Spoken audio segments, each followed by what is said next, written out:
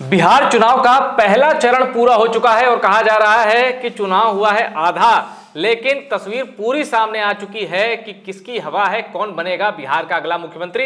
पर इस बीच बीएसपी क्यों वायरल हो रही है? दरअसल बिहार की एक विधानसभा सीट है वजीरगंज। उस सीट पर कुछ ऐसे समीकरण बैठ गए हैं बिहार में, और वो समीकरण बीएसपी से जुड़े हुए हैं, बहुजन समाज पार्टी से। अगर वही समीकरण उत्तर प्रदेश में बैठ गए तो राजनीतिक परिदृश्य बदल सकता है। कैसे, क्या है वो समीकरण और कैसे बिहार की वजीरगंज सीट उत्तर प्रदेश में ट्रेंड कर रही है, ये जानने से पहले ये जान लीजिए कि वजीरगंज में आखिर हुआ क्या है। वजीरगंज गयाजी जिले की एक सीट है। वैसे तो यहां बीजेपी और कांग्रेस के बीच लड़ाई मानी जा रही थी, जनसुराज भी यहां है, लेकिन बीएसपी की मौजूदगी ने यहां संघर्ष को बाइपोलर की जगह ट्रायंगुलर फाइट में बदल दिया है। अब उसकी वजह भी जान लीजिए। वजीरगंज सीट 2008 के परिसीमन के बाद बनी है। 2010 और 2020 के चुनाव में यहां बीजेपी के वीरेंद्र सिंह ने जीत हासिल की थी, जबकि 2015 में कांग्रेस के कैंडिडेट अवधेश सिंह जीते थे। अब अवधेश सिंह कांग्रेस से और बीजेपी से वीरेंद्र सिंह आमने सामने हैं, लेकिन यहां एंट्री हो गई मायावती की और बीएसपी की। वजीरगंज से बीएसपी ने प्रत्याशी उतार दिया है, जिनका नाम है चितरंजन सिंह उर्फ चिंटू सिंह।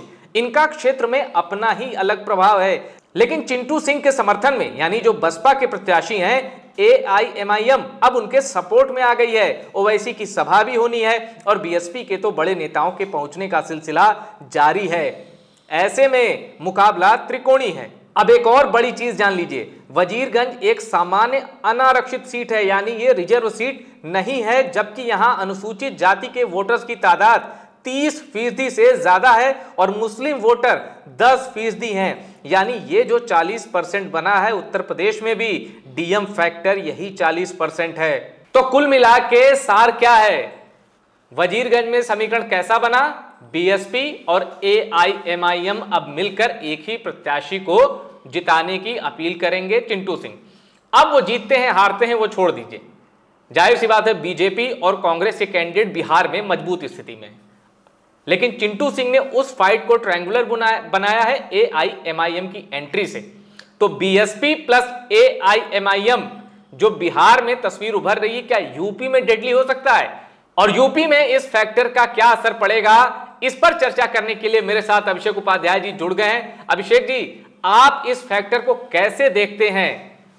ओवैसी और बीएसपी, इस फैक्टर के बारे में आपका क्या कहना है उत्तर प्रदेश के संदर्भ में? आपने एक शब्द अभी इस्तेमाल किया था, ट्रायंगुलर, यानी कि त्रिकोणीय संघर्ष। आपने बिहार की इस सीट के बारे में किया था आपने।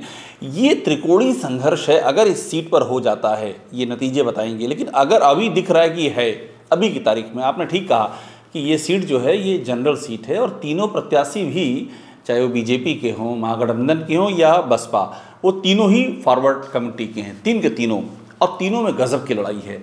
अब यहाँ जो डी और एम फैक्टर है, दलित मुस्लिम, वो 40% हो रहा है। अगर ये बीएसपी और एआईएमआईएम यहाँ पर क्लिक कर जाती है, बाय द वे, तो आप समझ लीजिए ये 2027 यूपी में जो होने जा रहा है, ये एक परखनली, समझिए परखनली प्रयोगशाला में टेस्ट हो जाएगा कि क्या असर पड़ रहा है। 2 रसायन मिल रहे हैं और इन 2 रसायनों के मिलने से तीसरा जो ज्वलनशील विस्फोटक पॉलिटिक्स में रसायन बनने जा रहा है, वो कितना घातक है। और ये सीधा असर इसका आ जाएगा उत्तर प्रदेश में, क्योंकि देखिए यूपी में 2027 इस बार जो होने जा रहा है वो बहुत ही रोचक होगा। वहाँ बस ये देखना होगा कि क्या ये लड़ाई बाइपोलर रहेगी, यानी कि बीजेपी बनाम सपा कांग्रेस जैसा कि लोकसभा में थी, या ये 2 की जगह 3 हो जाएगी। बहन जी की जो कोशिश है, जो उन्होंने 9 अक्टूबर की रैली की, जिसमें पूरा जन सैलाब उमड़ गया और जिसको देख करके बड़े बड़े राजनीतिक पंडित भी सन्न हो गए हैं कि ये क्या हो गया। जिस पार्टी को ख़त्म मान के बैठे थे, उनको लग रहा था कि ये पार्टी की राष्ट्रीय मान्यता भी ख़त्म हो जाएगी और ये पार्टी भी 1-2 चुनाव के बाद ख़त्म हो जाएगी, ये मान लिया था यहाँ तक। अब उसको लेके परेशान हो गए हैं। सबसे अधिक बयानबाजी अगर हो रही है आज, तो बसपा के खिलाफ हो रही है। सपा के जो काडर है, कांग्रेस का काडर है, सबसे अधिक बसपा पर अटैक कर रहा है। और बहन जी ने भी निशाने पे किसे लिया? सपा को लिया और कांग्रेस को लिया। तो ये जो हलचल पैदा हो गई है, अगर इस हलचल में दलित जो फैक्टर है बहन जी के साथ में, मतलब इंग्रेन्ड है, बहन जी के साथ ऐसा माना जाता है आज भी, अगर वो एक्टिव होते हुए दिख गई तो एक बड़ा चंक आ जाएगा। अगर इसमें मुस्लिम चंक जुड़ जाता है मधुर, तो तो यूपी में आप समझ लीजिए फिर कयामत आएगी अगर ये होता है तो। और बिहार में AIMIM और BSP का साथ चुनाव लड़ने की एक हिस्ट्री भी रही है। और उत्तर प्रदेश में हमने 2022 में क्या देखा था, AIMIM ने 95 यानी करीब 100 सीटों पर अपने प्रत्याशी उतारे थे। बड़ा बुरा हाल हुआ था। बाबू सिंह कुशवाहा की पार्टी से गठबंधन था, कई छोटी पार्टियां और थी उनके साथ भी गठबंधन था। तो आजमगढ़ की एक सीट है मुबारकपुर, वहां से शाह आलम उर्फ गुड्डू जमाली, बस वही एक प्रत्याशी थे जो AIMIM के टिकट पर लड़े, 35,000 के करीब वोट पाया, यानी सम्मानजनक स्थिति में रहे। और वो भी इसलिए क्योंकि इलाके में उनका रसूख है। तो यानी अभिषेक जी, क्या 2022 के नतीजों को आप ऐसा देखते हैं कि मुसलमानों ने AIMIM को खारिज किया या उनकी पहली पसंद SP गठबंधन है? आप कैसे देखते हैं 2022 उत्तर प्रदेश असेंबली इलेक्शन और AIMIM की परफॉर्मेंस को? देखिए, मुझे नहीं लगता है कि मुसलमानों ने AIMIM को खारिज किया, ये नहीं कहूँगा। मुसलमानों ने ये तय कर लिया कि कौन बीजेपी को उखाड़ सकता है। एग्जैक्टली उनका फंडा क्लियर, उसमें कहीं कोई कन्फ्यूज़न नहीं है। अब सवाल ये बना कि 2022 में एक पार्टी थी जो उनको दिख रहा था कि लड़ रही है, ज़मीन पर मजबूती से लड़ रही है। आपको याद है 2022 में जब अखिलेश यादव निकल रहे थे सड़कों पर, क्या जन सैलाब उमड़ रहा था। ऐसा कहा जा रहा था कि सरकार पर लड़ जाएगी, इस तरह की भी चर्चाएँ थीं। राजनीतिक पंडित ये कह रहे थे कि भाई मामला बहुत ही क्लोज है। और बीजेपी ने भी इतना सीरियस हो गई थी ये जो चल रहा था कि बीजेपी को भनक लग गई थी। 2022 का जो चुनाव हुआ, आप सोचिए, उसमें 2 बड़े नुकसान बीजेपी को हुए थे। श्यामा प्रसाद मौर्य चले गए थे, दारा सिंह चौहान, 3 हुए, दारा सिंह चौहान चले गए, धर्मवीर सैनी चले गए थे। यानी कि एक कमेटी मौर्य सैनी साकिब कुशवाहा एक हुआ, और राजभर। ये जो बीजेपी का एक जो बुके था कि यादव के अलावा जिन OBC को लिया था वो उससे गए कहाँ थे, अखिलेश यादव के पास गए थे। और जाट भी शायद RLD भी थी ना, RLD, एग्जैक्टली, बिल्कुल ठीक कह रहे हैं, RLD भी, वो भी अखिलेश यादव। तो अब क्या बूस्ट था, मतलब आप सोचिए मुसलमानों के लिए क्या मैसेज था कि अखिलेश यादव के पीछे चुनाव से पहले वो थोड़ा सा राजभर ने पहले ही छोड़ दिया था, 2019 में ही उनको निकाल दिया गया था। 2019 के लोकसभा चुनाव के बाद ही उनकी विदाई हो गई थी, लेकिन वो समाजवादी पार्टी के साथ फार्मली आ गए 2022 के चुनाव में। 21 में वो साथ में जुड़ गए। तो एक मैसेज चला गया कम्युनिटी में कि अखिलेश यादव एक पूरा बुके बना रहे हैं और ये वो बुके है जो बीजेपी को हरा सकता है। अब उसमें क्या हुआ कि जब ये मैसेज गया तो आप समझ लीजिए कि जिसे कहते हैं कि एक तरफा वोटिंग होना, वो एक तरफा वोटिंग शुरू हो गई। और उसमें फिर AIMIM का कोई मतलब नहीं रहेगा, क्योंकि उनका फंडा क्लियर था, ना AIMIM देखना है उनको, ना BSP देखना है उनको, बीजेपी को कौन हरा ये देखना है। अब 2027 में आ जाइए। 27 में सवाल यही है कि कौन ये मैसेज दे पा रहा है कि बीजेपी को हराने की कुव्वत हमारे पास है। ये कौन मैसेज दे पा रहा है? एक व्यक्ति नहीं दे पाएगा, एक पार्टी नहीं। आप ही तय मान लीजिए, ना अकेले सपा दे पाएगी, ना अकेले बसपा, ना अकेले कांग्रेस। AIM का तो सवाल ही नहीं उठता है कि ये हरा देंगे। लेकिन सबसे ज़्यादा आगे कौन है आज की तारीख में? समाजवादी पार्टी, कोई दो राय नहीं है। समाजवादी पार्टी ने अपना परफॉर्मेंस साबित किया है 2022 में भी, और 2024 में तो बीजेपी को पीछे छोड़ दिया है। टॉप पे समाजवादी पार्टी है, कांग्रेस साथ में अलाइंड है। बहन जी का फैक्टर जो है वो बड़ा ही चमत्कारिक है, क्योंकि बहन जी के अंदर ये ताकत है और उनके वोट बैंक में ताकत है कि वो मोजेज़ा चमत्कार टर्न अराउंड कर सकती हैं। आप कल्पना नहीं कर सकते किस तरह से सैलाब आएगा और वो बहा करके ले जाएगा। अब वो उनकी ताकत दिख रही है बहन जी की, बड़ी सीरियस है, कंटिन्यूअस 6-7 मीटिंग हो चुकी है 9 अक्टूबर के बाद से। दलित भाईचारा कमेटी, दलित तो उनके ऑलरेडी थे ही, मुस्लिम भाईचारा कमेटी, OBC भाईचारा कमेटी, ये सब बन गई हैं। मंडल में जाने का प्लान है, बूथ की तैयारियाँ चल रही हैं। अब अगर ये मैसेज चला जा रहा है कि बहन जी पूरी ताकत से आ गई हैं और OIC, अब आ जाइए आपके सवाल पर, OIC उनके साथ हैं। अब देखिए कॉम्बिनेशन बन रहा है। अब मुसलमानों के लिए एक उनके लिए कंसीडर करने के लिए है कि भाई DM, यूपी में DM जोड़िए कितना है, 40%, मिशन 40% क्लियर है, 21 + 19। हाँ, तो अगर उनके जहन में ये घुस गया, हालांकि ये बहुत चैलेंजिंग, मैं आपको बता रहा हूँ, इतना आसान नहीं है। हम आप यहाँ बातें कर रहे हैं कि ऐसा हो जाएगा, ज़मीन पे हो जाए ना, क्योंकि समाजवादी पार्टी साबित कर चुकी है 22 में और 24 में कि वही है मेन बीजेपी से लड़ाई में, वो साबित कर चुकी है। क्या इस दीवार को लांघ पाएगी BSP? अगर BSP इसके बराबर भी आती है और AIM को ले लेती है साथ में, यहाँ फिर थोड़ा चैलेंज हो जाएगा, इसमें दो राय नहीं है। वही मैं आपसे फिर कह रहा हूँ, अगर त्रिकोणीय यूपी में हो रहा है तो कहानी चेंज होगी। अब मैं दो बयान आपके सामने रखता हूं, अब जरा उन दो बयानों के आधार पर आप बताइएगा कि AIMIM का स्वरूप उत्तर प्रदेश की राजनीति में किसी के साथ वो गठबंधन आएगी तो एक्सट्रीमिस्ट कही जाएगी क्या? मैं ऐसा इसलिए कह रहा हूं क्योंकि अभी तेजस्वी यादव पर ओवैसी साहब हमलावर। ओवैसी ने कहा कि हमें कहते हुए एक्सट्रीमिस्ट इंग्लिश में लिख के दिखा दो। अब ये चूंकि पर्सनल अटैक है, लेकिन कहने का मतलब है क्या आरजेडी, अगर आरजेडी जैसी पार्टी जिसके पास माना जाता है कि एम फैक्टर है, वो AIMIM को एक्सट्रीमिस्ट कह रही है? ऊपर से हमने ओम प्रकाश राजभर का 2022 के विधानसभा चुनाव से पहले एक इंटरव्यू देखा है जिसमें वो कह रहे हैं कि उन्होंने यानी राजभर जी ने अखिलेश यादव को AIMIM से गठबंधन के लिए करीब करीब राजी कर लिया था, लेकिन ओवैसी ने सीटें ज्यादा मांग ली। अखिलेश यादव ने कहा इतनी सीटें नहीं दे पाएंगे, गठबंधन टूट गया। तो तेजस्वी यादव जिसको एक्सट्रीमिस्ट कह रहे हैं, अखिलेश यादव उनके साथ गठबंधन को तैयार थे। आप ये एक्सट्रीमिस्ट वाला लेवल अगर AIMIM पर चस्पा है तो क्या आप इसको मानते हैं कि हाँ इसके पीछे प्रमाण है, वजह है, या ये मतलब गैर जरूरी है? देखिए, ये सियासी है, गैर ज़रूरी या ज़रूरी वाली बात नहीं कहूँगा।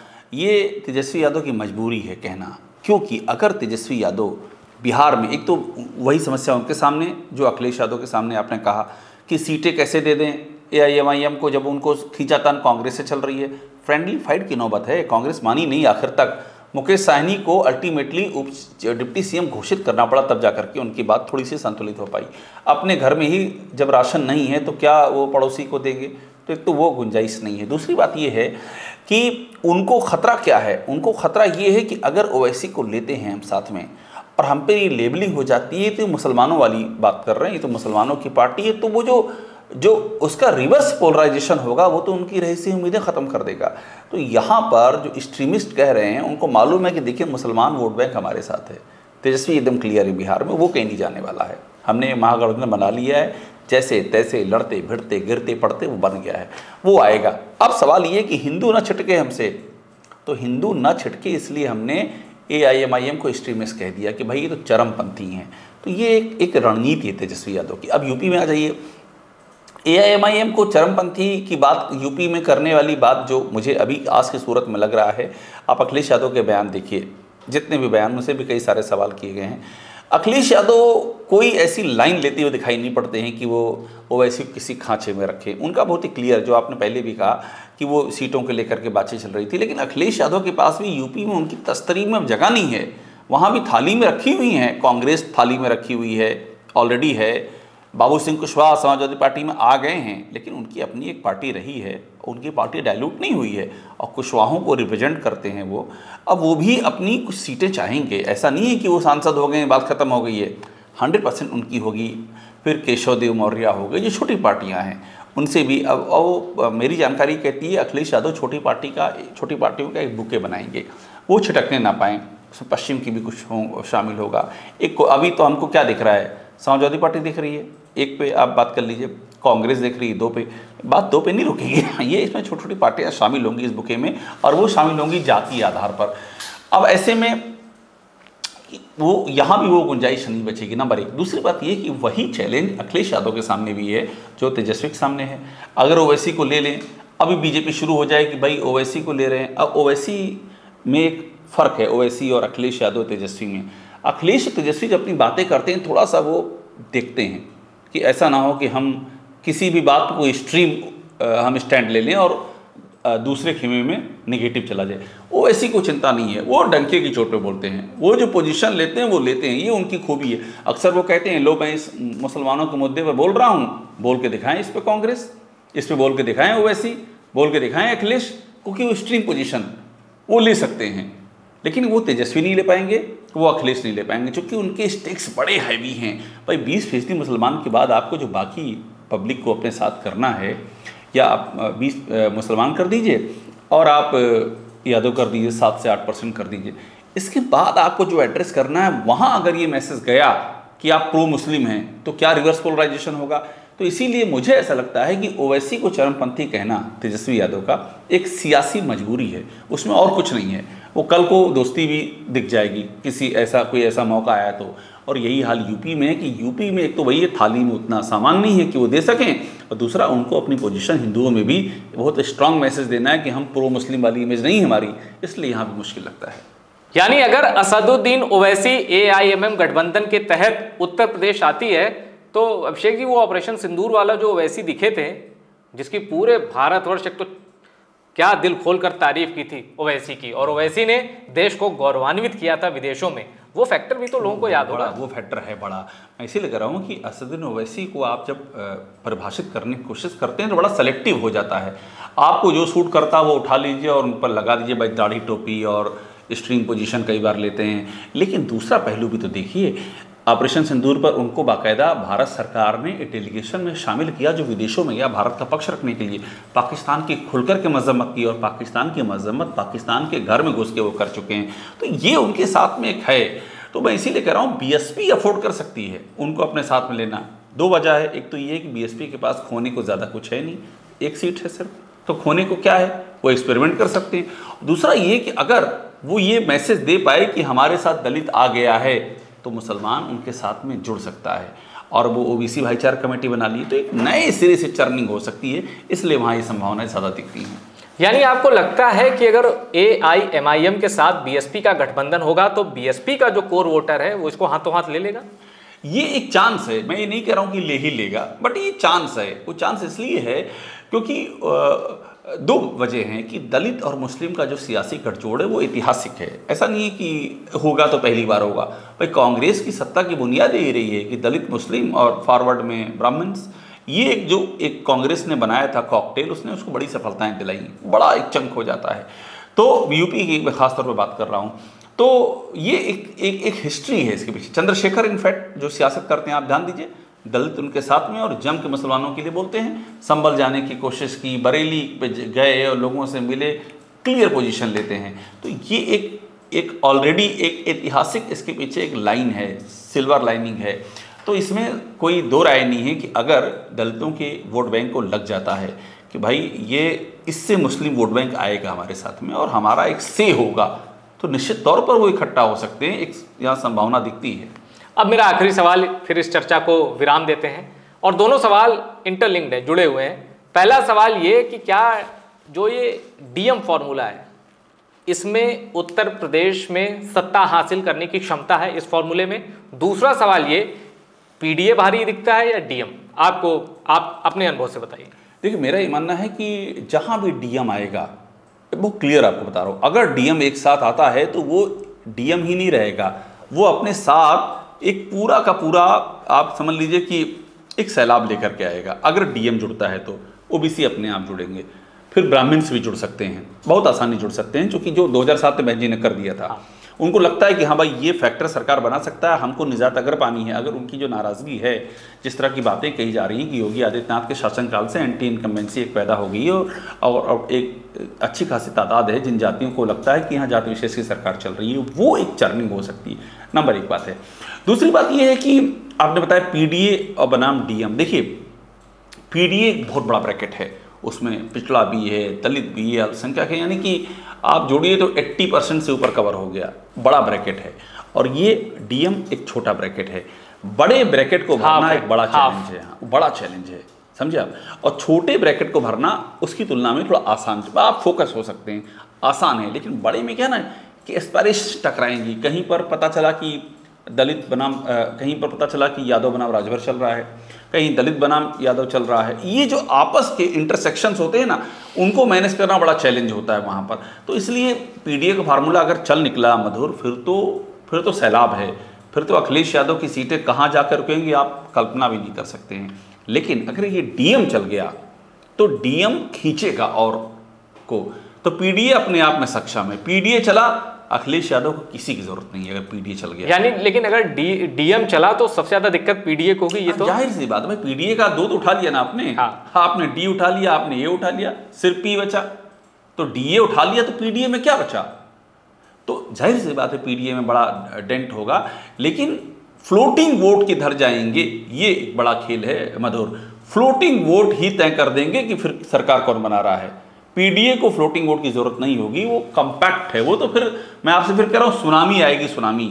लेकिन DM अगर जुड़ा और अच्छे से जुड़ा तो फ्लोटिंग वोट उसके चारों ओर आ सकते हैं और डीएम अपने आप में 5 KD की ओर बढ़ सकता है फिर, यानी कि 5 KD का मतलब मुख्यमंत्री का सरकारी आवास। तो आप देख रहे हैं प्रयोग हो रहा है बिहार में, लेकिन उसका असर, उसकी गूंज है उत्तर प्रदेश में, क्योंकि 25 में बिहार का जनादेश आ जाएगा और 27 में उत्तर प्रदेश का। और आप देख रहे हैं कि कैसे कैसे फॉर्मूले खोजे जा रहे हैं, कहीं 80-20 की सियासत हो रही है, कहीं पीडीए की, कहीं डीएम की, और जो ये एक्सट्रीमिस्ट का लोगो है ना AIMIM पर, उसको इस चर्चा में अभिषेक जी खारिज करते हैं और कहते हैं कि भाई सारी जो पॉलिटिकल पार्टियां हैं उसी तरह AIMIM है, और उसके चीफ जिस हिसाब से उन्होंने भारत का पक्ष ऑपरेशन सिंदूर में रखा था, उसकी जितनी तारीफ की जाए कम है। तो यानी AIMIM और BSP अगर आपको एक मंच पर दिख जाएं 2027 में तो आश्चर्य मत करिएगा और इंतजार रहिएगा टफेस्ट इलेक्शन हिस्ट्री के लिए। टॉप सीक्रेट की इस चर्चा में इतना ही। इस चर्चा को शेयर करिएगा और टॉप सीक्रेट को सब्सक्राइब जरूर करिएगा।